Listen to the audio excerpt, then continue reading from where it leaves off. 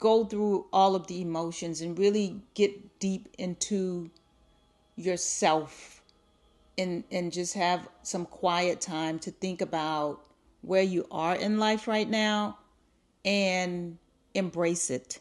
Welcome to the channel. I'm your girl, the single empty nester. Today I want to talk I just want to talk about becoming an empty nester and what was it like when you first became an empty nester, and not just an empty nester, but a single empty nester, right?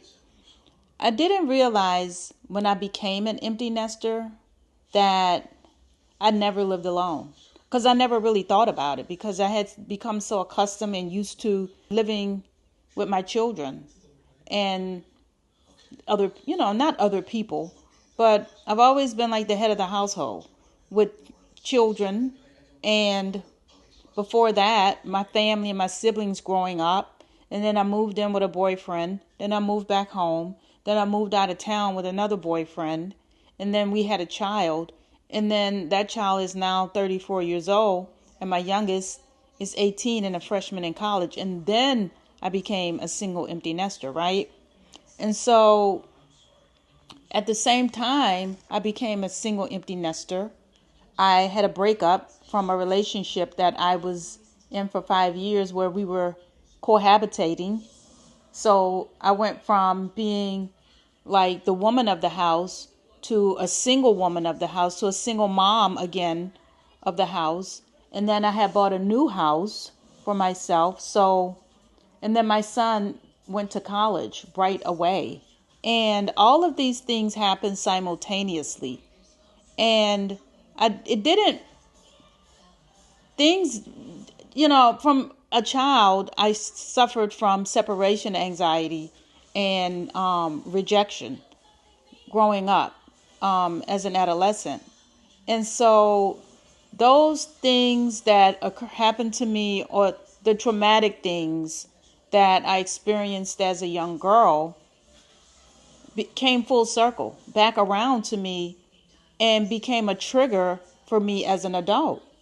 And so I recently was diagnosed with panic and anxiety disorder. All this empty nesting stuff and buying a new home and living here alone and just being kind of, I guess, afraid to live alone. Yeah, that's what's been going on with me. So anyway, I had been doing some research online, and I just had some questions or topics I wanted to talk about.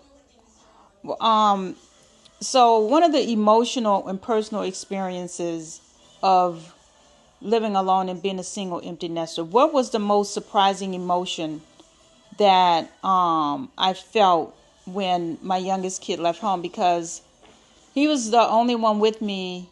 My daughter, I moved out of state about 3.5, almost 4 years ago. And my youngest kid was the only one who came with me. So when he left, that made me, kind of forced me to live by myself, because again, I broke up. I was broken up with. Let me just call it what it is. I was broken up with and cheated on. And so at any rate, when he left, that's when everything came kind of like crashing down. And when I had to live with myself, the surprised emotion that I experienced, and I think I'm still experiencing, is the loneliness of it all, right? Because I was so anxious to get the kid out of the house and get all the kids out of the house so I can live this life that doesn't exist, of just, for me anyway, of just appreciating the singleness, appreciating the loneliness, appreciating being alone by myself, living, like, just navigating the world without anyone to manage or to deal with or to have any kind of interactions with every day is gone. I'm left to my own devices. And so the loneliness is what was the most surprising emotion for me. If loneliness is an emotion, loneliness is a state. It's the emotion with it is, I don't know how to label an emotion, loneliness. If that's not an emotion, I don't know what is. It's just feeling empty, feeling lonely. So that was one of the surprise emotions that came up for me as a new empty nester, single empty nester. How did I navigate my feelings of loneliness? How am I navigating it? I'm not. It came to a point where I started being anxious, being kind of afraid to live here alone by myself because, again, I'd never done it. Just, the neighborhood, the new neighborhood that I'm not used to, the noises that comes with buying an older home, that was a little terrifying for me. The jumping up at night. So I'm not really navigating. I am now that I'm better. I'm on my healing journey. And so I'm not like navigating the loneliness. I'm coping with it. I'm not at the navigation stage yet, but I'm at the coping stage right now. So the next thing is, what have I learned about myself during this new phase of life? Wow. I've learned that I'm okay and that I have nothing to fear. And I've learned that I'm more courageous than I thought and that I can do this and it's not hard. There's nothing to be afraid of. And that I've learned to pray more. I've done that. I've been reassured that God has me. I guess what I learned is that, to just stay close to God.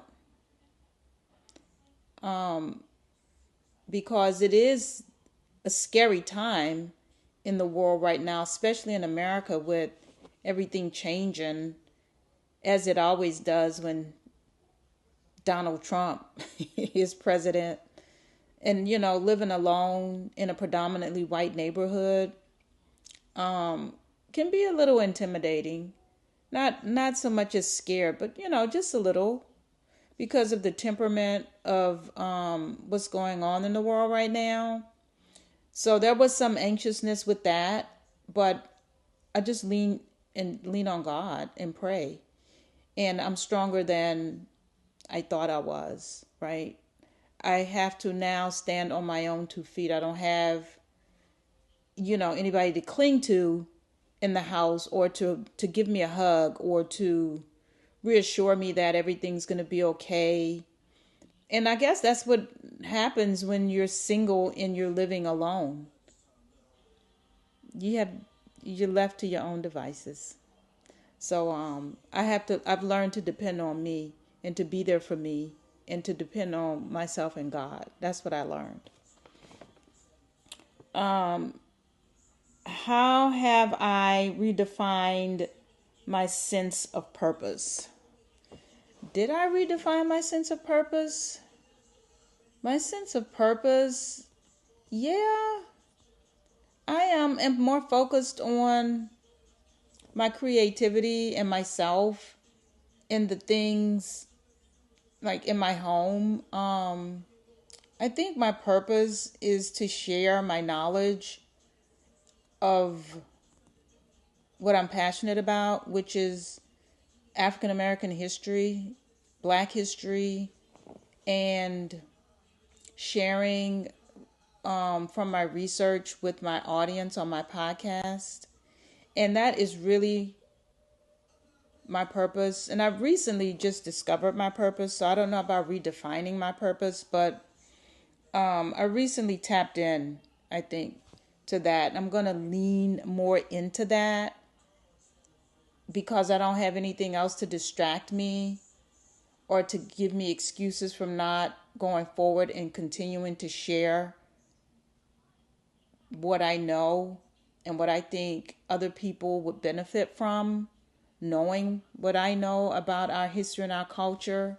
I think it's important. So I am leaning into that. I wouldn't say redefining it, but leaning more into it because it's kind of newly discovered already. What are my goals for this chapter of my life? My podcasts, my content, building up a brand, a YouTube channel.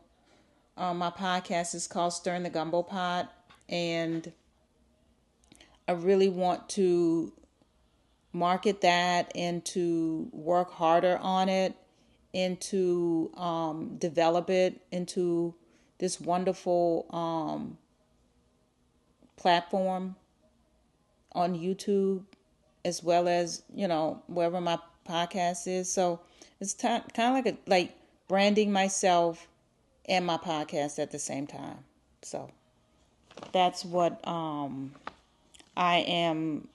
That's one of my goals at this chapter in my life. What are some ways that I am practicing self-care? Well, recently, of course, I think I mentioned that I had a health scare. I had to develop sleep apnea and panic attacks and anxiety attacks, and the hospital couldn't do anything for me except send me bills. And when I realized they couldn't help me, when I realized that I had more control over the situation than they did, because it was really a mind thing, but it was also my diet. So it was two things going on. My diet was controlling my mind. So it's very true, you are what you eat. So I've been eating unhealthy foods. I stopped going to the gym, and just the food that I was eating, I switched that up because I was listening to some good doctors on YouTube and their advice on how to deal with sleep apnea and how it's related to, or could be related to, the foods that we eat. It could be an allergy. So I immediately started changing my diet and getting more into the right supplements, vitamin supplements and minerals that I was putting into my body.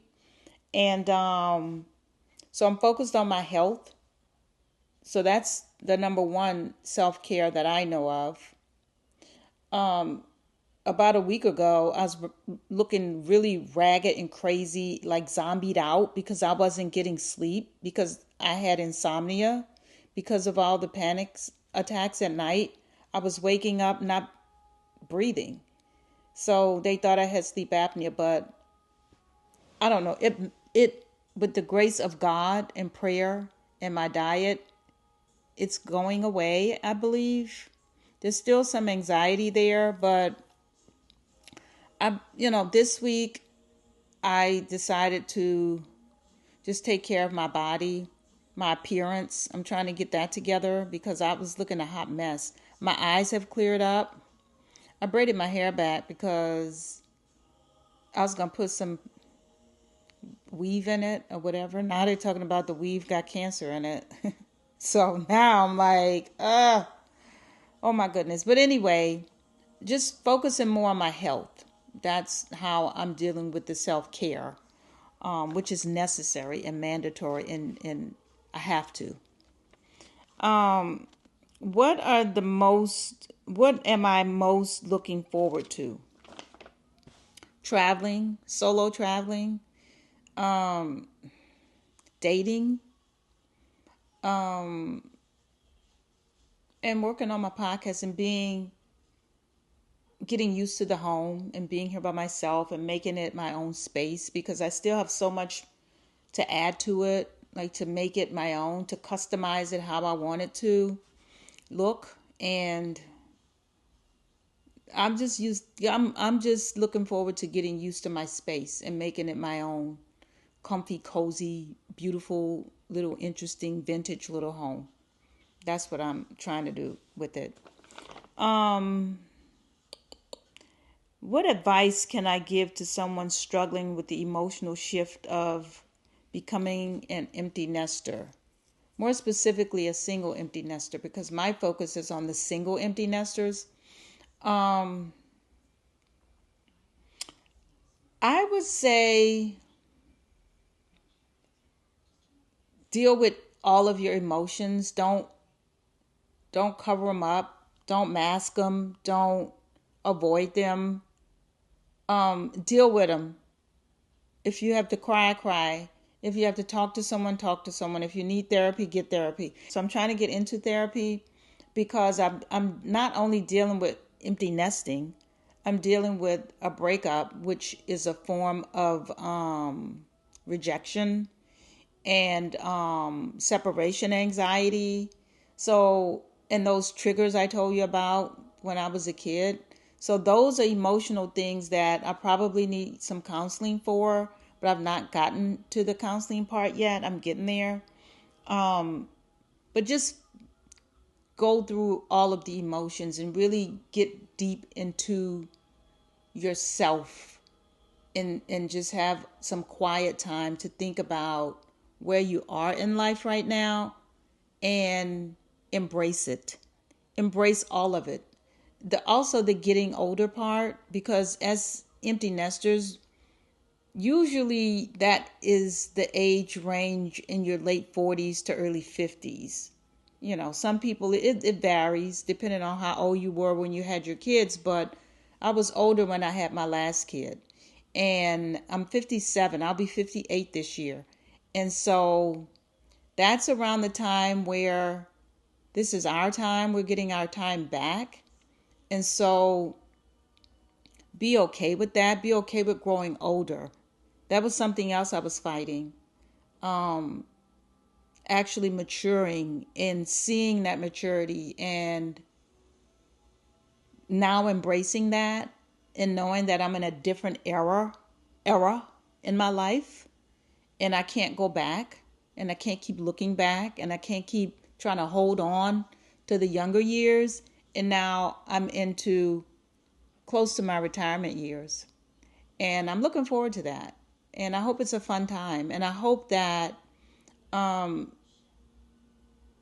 get through this. And I'm sure I will. But how I get through it is what's most important. And how you get through your emptiness era and how you deal with it when you step into it, right? Get counseling if you need it. Embrace it. Don't avoid the emotions and you'll be okay. And that's all I have right now about it for now. I hope you liked this video. I hope I talked about some things that struck a chord or, you know, something that you might be experiencing that I talked about.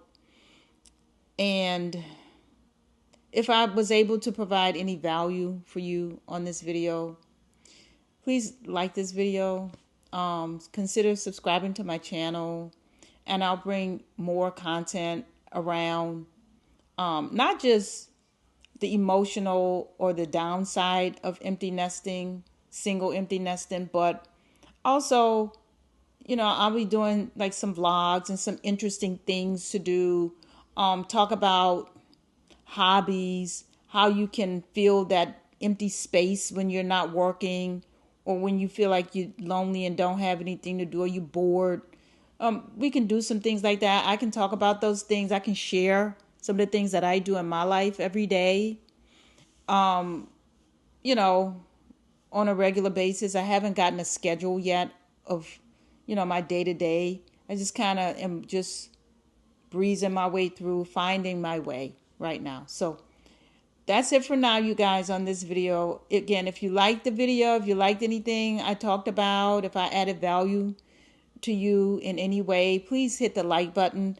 Consider subscribing to my channel. I could use more subscribers to build up a community of single empty nesters. So I'll see you guys on my next video. Too lit, who gon' check? You can tell me none. Boss mode in effect, and my money long. If you ain't talking money, don't talk to me.